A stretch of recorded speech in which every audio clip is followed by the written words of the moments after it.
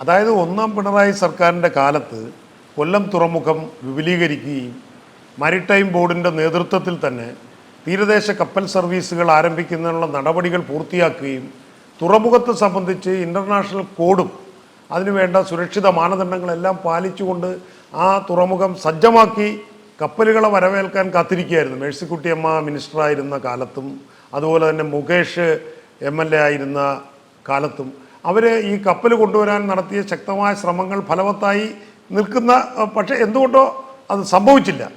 പക്ഷെ ഇപ്പോൾ maritime board പറയുന്നത് ഇതൊന്നുമല്ല, ഈ കപ്പൽ മുങ്ങുകയും അതിൻ്റെ രക്ഷാദൗത്യം വിജയകരമായി പൂർത്തിയാക്കുകയും ചെയ്തതോടെ അത് കൊല്ലം തുറമുഖത്തിൻ്റെ വ്യാവസായികമായ വളർച്ചയ്ക്കും ഉയർച്ചയ്ക്കും ഇത് ഹേതുവായി എന്നാണ്.